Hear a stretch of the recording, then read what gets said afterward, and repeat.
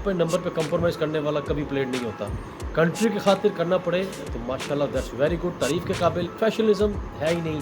आप खान आ गए, कैसे आ गए, किस परफॉर्मेंस पे आ गए, किस बेस पे आ गए और उनके पीछे क्या है, उनको लाने के पीछे बाबर की जारी है या सकलैन मुश्ताक के दामाद होने की वजह से पूरा का पूरा मौका दिया गया शादाब खान को बाबर आजम की तरफ से कि शायद वो विकेट ले ले, लेकिन वो बॉलर होएगा तो विकेट लेगा। बीच में आ गए पैराशूटर हमेशा की तरह, जो एक बिलो एवरेज प्लेयर थे, मस्खरियों की वजह से उनको हाइप मिल जाती थी, कभी उन्होंने मैच विनिंग परफॉर्म नहीं किया। हसन अली की बात कर रहा हूँ, बहुत ही हम माजरत चाहते हैं पूरी क्रिकेटिंग कम्युनिटी की तरफ से उसामा मीर से। कुछ बहुत सख्त ज्यादा उसामा मीर के साथ हमारी सिंपतीज, हमारी नेक ख्वाहिशात उसामा मीर के साथ हैं कि इंशाअल्लाह ताला आप डटे रहें, अल्लाह सब्र करने वालों के साथ है।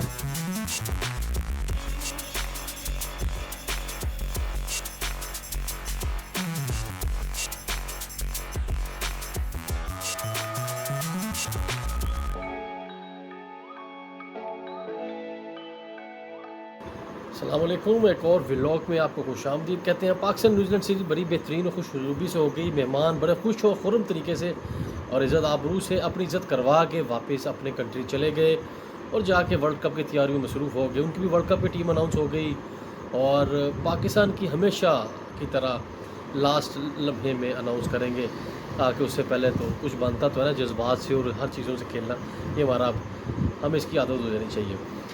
एनीवेज़ अच्छी सीरीज़ रही, काफ़ी अच्छी परफॉर्मेंसेस देखने को मिली, काफ़ी एक्सपेक्टेड बुरी परफॉर्मेंसेस का पता था कि जो लोग पैराशूटर्स हैं वो कभी परफॉर्म नहीं कर पाएंगे और वो ऐसे ही रहेंगे। उस पर डिस्कस करने से बेहतर है कि मैं स्ट्रेट अवे जंप करूँगा। पाकिस्तान ने जो टीम अनाउंस किया, पाकिस्तान क्रिकेट बोर्ड की सिलेक्शन कमेटी जिसके 7 मेंबर हैं, पहले कोच की फ़ौज होती थी, अब सेलेक्टर्स की भी फ़ौज है। 7 सेलेक्टर उन्होंने टीम अनाउंस की, 4 उन्होंने बैठ के अनाउंस की, प्रेस कॉन्फ्रेंस की और आयरलैंड और इंग्लैंड के लिए टीम का ऐलान किया गया। बाबर आजम को कप्तान और मोहम्मद रिजवान को वाइस कप्तान कहा गया इस प्रेस कॉन्फ्रेंस में, और साथ साथ आज़म खान एक और विकेट कीपर शामिल कर लिए गए उस्मान खान के होते हुए। 3 विकेट कीपर आयरलैंड इंग्लैंड के टूर पे जाएंगे। साइम अयूब कुछ ना किए बगैर दोबारा भी टीम में आ गए। उनकी क्वालिटी पे कोई शक नहीं है, वेरी टैलेंटेड एंड रन्स करने वाला प्लेयर, लेकिन कोच, माफ़ी चाहता हूँ कोचेज़ हज़रात, क्या आप उसको परफॉर्म नहीं करवा पा रहे, ये आपका कसूर है। उसके टैलेंट में, हार्ड वर्क में, कमिटमेंट में कोई कमी नहीं, लेकिन आप उसको ये सिखा ही नहीं रहे कि इंटरनेशनल लेवल पे कैसे रन्स बनाने, कैसे रन्स बटोरने और लंबी इनिंग कैसे खेलनी है। क्योंकि इंटरनेशनल ओपोनेंट्स होते हैं वो होमवर्क करके एक एक चीज़ पे होमवर्क करके आते हैं। डोमेस्टिक का, लीग्स का, इंटरनेशनल का बहुत फ़र्क है, ये उसको समझाना है। Otherwise he is a very good player. Fakhar Zaman जिस मर्जी नंबर पर खेलने के लिए तैयार हैं, एक रेप्यूटेड प्लेयर थे लेकिन उन्होंने अपनी रेप्यूट पर खुद ही कॉम्प्रोमाइज़ कर लिया। वो ओपन से लेके 8वें नंबर तक खेलने के लिए तैयार हैं, बस वो यही कहते हैं कि मैंने टीम में चला करो, जितने मर्जी कटा लो। बड़ी हैरानगी की बात है कि एक क्वालिटी प्लेयर, रन मशीन, जो पावर प्ले का क्वालिटी प्लेयर है, वो अपने नंबर पे कंप्रोमाइज़ करने वाला कभी प्लेयर नहीं होता। कंट्री की खातिर करना पड़े तो माशाल्लाह दैट्स वेरी गुड, तारीफ़ के काबिल, लेकिन अपनी जगह बनाने के लिए वो बिल्कुल भी उसको प्रोफेशनल प्लेयर नहीं कहेगा। प्रोफेशनलिज़्म है ही नहीं इस चीज़ का नाम कि अपने नंबर पे, बैटिंग नंबर पे आप कॉम्प्रोमाइज़ कर जाएँ। इफ्तिखार अहमद का होना ज़रूरी था, इफ्तिखार अहमद के बगैर टीम मुकम्मल नहीं। Imad Wasim very good allrounder, उनकी ज़रूरत है, 1 साल वो टीम को काम दे सकते हैं, उनको ले जाना ही बनता था।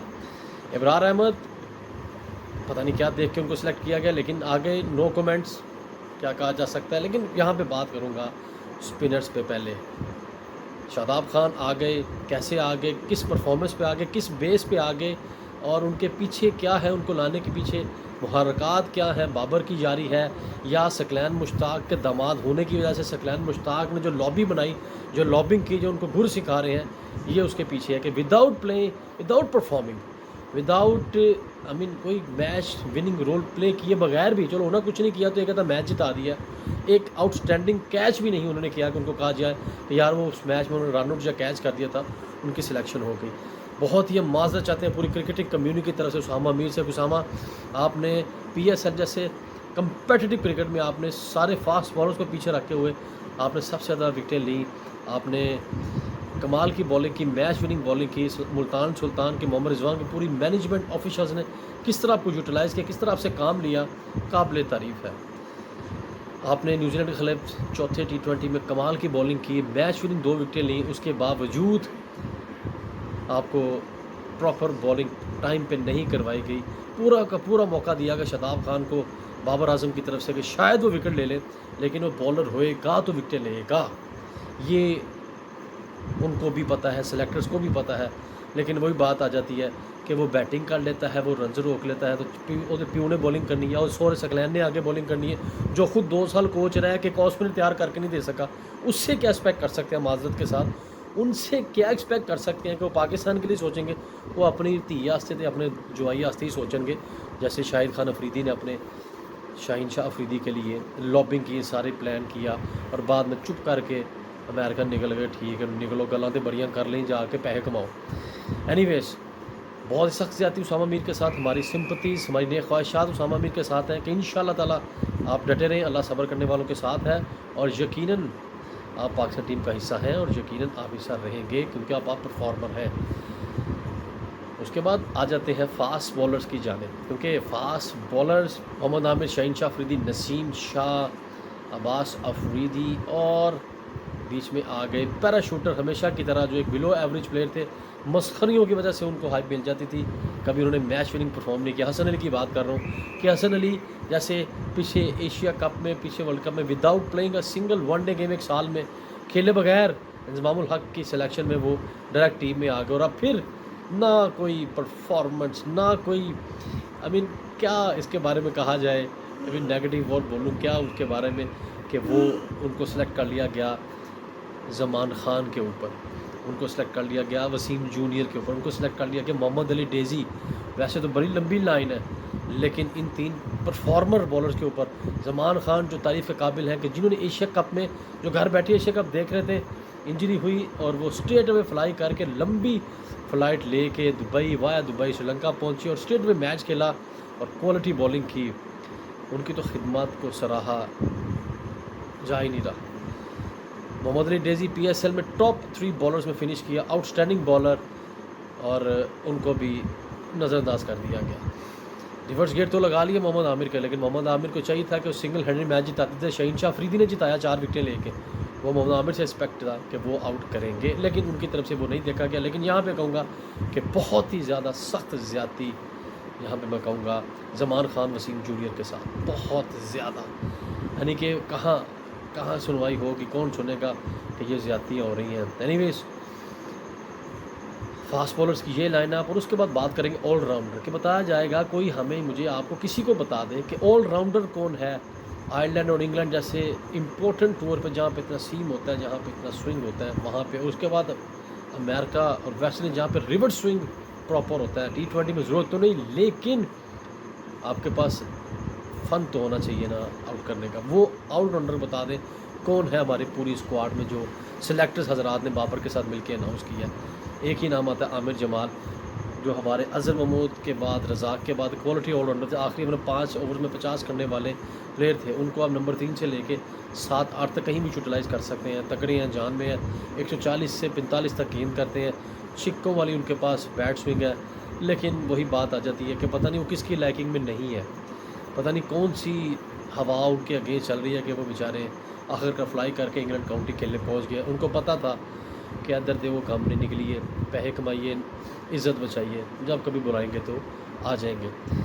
ये पाकिस्तान की वर्ल्ड कप की स्क्वाड थी और यकीन यहाँ पे एक पॉजिटिव नोट के साथ ख़त्म करूँगा आज का व्लॉग कि उम्मीद है कि बाबर और रिजवान ही ओपन करेंगे और पाकिस्तान अच्छी ओपनिंग आज जो पूरी दुनिया में ओपनिंग जोड़ी सराई जा रही थी, बाबर रिजवान की रिकॉर्ड पे रिकॉर्ड बनाते जा रहे थे कि उसी को कंटिन्यू करेंगे अब आयरलैंड और इंग्लैंड के अगेंस्ट। ना कोई मजाकन या मजाक वाला तजर्बा किया जाएगा कोचिज़ की जानिब से। अब ऐसा होता नज़र तो नहीं आ रहा क्योंकि अज़हर महमूद असिस्टेंट है, बड़ी मौजें उन्होंने कर ली, बिल्कुल ही अजीब सा एटीट्यूड था एज ए कोच।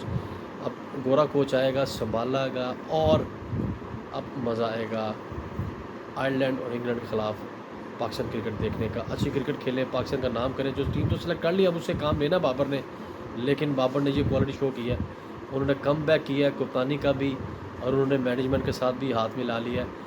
उन्होंने उनके साथ भी हाथ मिला लिया जो उनके ख़िलाफ़ वाइब्स आ रही थी, ख़ास तरफ से उनको एक मैसेज आ रहा था कि उन्होंने उनके साथ भी हाथ मिला लिया कि ले हाथ डाला, ठीक है काम चलने दें, मेरी कप्तानी चलनी चाहिए। और वो सबको लेके चल रहे हैं, अपनी जगह भी सेफ़ है और दूसरे सूबे जो रहे थे कमी का शिकार थे वो भी खुश हो गए हैं। इस व्लॉग के साथ कि अल्लाह करे पाकिस्तान का नाम हो आयरलैंड में और इंग्लैंड में, और उसकी अच्छी वर्ल्ड कप की टीम अनाउंस हो, और चाचे अपने में भतीजे अब तो कल्चर का हिस्सा है।